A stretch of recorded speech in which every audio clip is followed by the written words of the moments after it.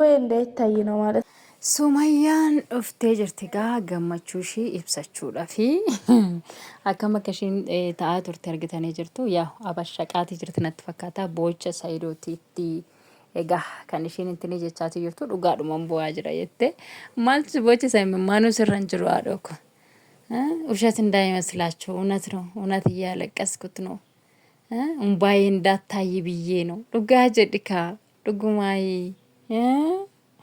nagaan isinii fatoo akkam jirtanii kabajamtoota hordoftoota koo nagaan qaba galata rabbii bakka jirtanitti nageenyi rabbii isiniif haa baay'atu hunduma keessaniif isiniin jedha egaa kabajamtoota hordoftoota koo akkuma argitan jechuudha Sumayyaa dhuftee jirti viidiyoo gaajala deemtee akka laalaa jirtu egaa dubbiin nama dhibu jechuudha egaa viidiyocha dhaggeeffattee kaatee ishee galateeffataatii jirti jechuudha Munira itti maqaan isii Munira dhaadakka mucattis Munira dhas turte anu እንደውም Munira kanaanin isii beekaa ilaata gaafa achi Yamaniin jirtu sanatti እና ለማንኛውም ጋር Rozaa galateeffataati turte hiriyaa hin qabnu hin jedhina hiriyaan takka takka jirti bakka bakka mana jechaati jechuudha kan ishiin dubbataati turte Saidoodhaan walii geddi gootetii wal akkaabbadde gad akkaabbadde isiin sirraa fudhachuu hin dandeenye na kana booda simmoo tarii akka carraa ta'e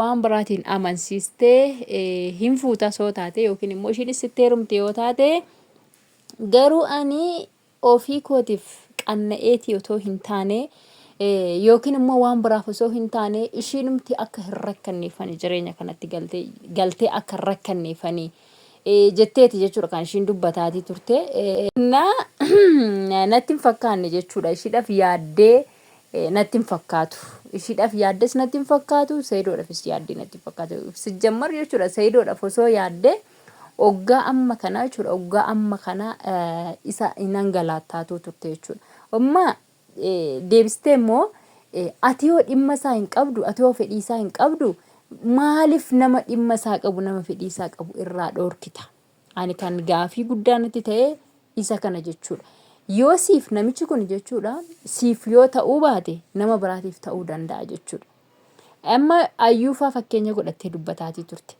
daftee deebite ati surmaa jettiin amma Rozaadhaan jechuudha anchiin kan toloo noota mallashu saat gabii Kanaafiyyuu isiin sunu odoo itti manu ta'ii odoo jennuuni odoo itti himnu dhattee raawwattee keessa seentee argattee baate waan argitu argiteeti keessaa baate makaraa meeqan keessaa baateette ayyuun jechuudha yeroo sana rakkinni isii kana hunda irra isii geessisiise akka isiin illee Saidoo faana hin jiraanne isii taasise maayinni Saidoon Sumayyaadhaaf jedhee raawwate gara biyyootarraa biyya biraatitti otoo isii barbaada isii naanna'aa ture jechuudha. Ilmoo isaatiif jedhee ishiidhaaf jedhee isaan barbaadaa tureeyyuu yeroo sanatti jechuudha.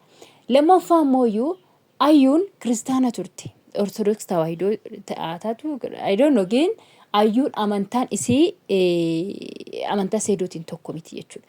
Tokko wannummaa numti Saidoo faana ayyuu gargar isaan baasee ayyuun rifeensa ishee qullaa miidiyaa irratti TikTok irratti እንደውም yeroo YouTube irra dhuftu yeroo dura jaaba godhattee dhufaa turte ergammoo Saidoon gara Yamanii deemee waa'ee daa'imma isaa sanaaf dhiiga qorachiisuudhaaf deemee intalittiillee achi dhabee achillee ji'a tokko wayii waan akkasii ture hin beektu namoonni baay'een keessanii sababa sanarraan kan ka'e ayyuun gaafa inni ji'aaga kana achi turu sababa sanaan ayyuun gaafa baatee rifeensa ishee qullaa maal kan akkas taatu innis immoo amantaansaa hin eeyyamuuf rifeensa qullaa deemu hin eeyyamuuf haa ta'u malee immoo ayyuun gaafa walitti dhufanii raawwatanii wal fuudhuudhaaf qaalii walii galanii yookiin nikaa godhatan sanatti ayyuun akka amantaa ishee jijjiirrattudha jedhe naan jijjiirradha naan jettee kanaafi amman waan tokko hubadhutti amma waan tokko baradhutti malee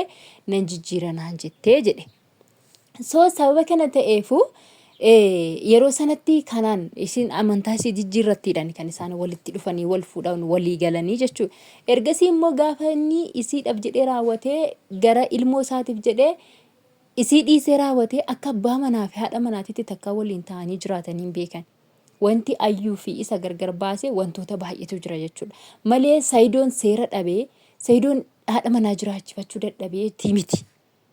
Ati yoo Saayidoon haadha manaa jiraachifachuu hin dandeenye akkamitti waggaa 10 faana jiraachuu dandeessee haadhoko? Kan nama yakkitu yaa gaariitti namaan hin jettuu jedhan. Erga har'a irraa baatee oggaayyuun guunne kun oggaadhaaf deemta ganaadha. Oggaa erga walirraa gargar baatanii jechuudha. Ati oggaa 10 guutuu osoo dhala hin godhatin erga dhala godhattanii hanga wajjin jiraattan sanatti isinii guyyaa gaaf tokko cabii buruqe waliin jedhu isin hin argine. Garuu kan namni jireenya mana keessatti akkamittiin akka jiraatu abbumatu beeka. Garuu immoo gara sooshaal miidiyaa kanatti gaafa dhuftanii namuma jaalala qabu. Jaalala kan keessan hawwaa turre surma. Osoo akka isaanii taane, osoo akka isaaniitti namni wal jaallate. Jennee raawwanne ani gara kan gooteen akkasin jechaa ture jechuudha. Gin har'a mo'atee baqaan nagarramte ba'uunat baay'een tokko nagarramte. Waan jedhamu hin qabne dubbatte jechuudha.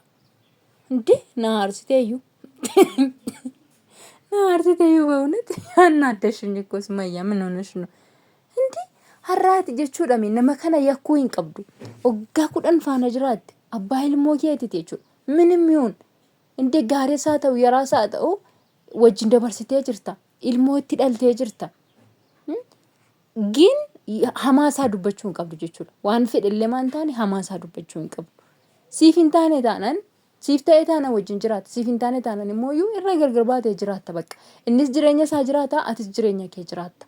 Saba kana ta'eefuu kana hunda waan nama dubbisuu hin qabu jechuudha. Kana hunda waan nama haasofsiisuu hin qabu jechuudha. So amma maannaat Rozaanis jechuudha.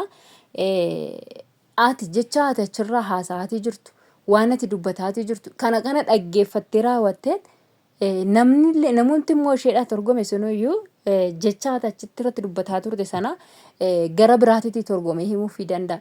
Minimmoo hundammoo inni geesse aga fedhellee yoo ta'e sagalee dhaga'uun isii nafu. Dubbachuu haa dadhabduu malee dhaga'uun isii nafu. Yoo dhaga'uus baatte immoo namni biraa gaafa waan ati dubbattu kana hiikeefiitii himu jechoota tokko maaliifii nama afaan Amaariffaa kun jechuudha gaafa gara afaan Oromootitti deeffannu jechoonni baay'een wal faallessa. Jechoonni baay'een wal faallesseeti jechuudha kan dhufu. Nama sirriitti gadi fageenyaan beeku ta'e malee. So tarii jechoota ati achirratti dubbattu wantoota baay'ee wal faallessanii itti himuu danda'u mucaa kanatti jechuudha. Ati dhugaadhumaan dhugaatti garuu hamaa ishii hin dubbanne waa'ee jaalala ishiiti. Maaliif akkamitti akkana irratti gootii wajjin nyaannee wajjin dhunnee dhugaadhuma Saayidootti heerumte jetteeti dubbatteetta. Haa ta'u malee immoo ooma heerumte illee jechuudha intalli kuni atoo faana hin jirtu. Atoo gattee biraa deemte innaa yoo ishiin itti heerumte maal rakkoo qaba. Namichi kun yoo rakkate yoo waan godhu dhabe yoo waan nyaatu waan dhugu qabe si gammachiisaa abbaa ilmoo keetiitii barra.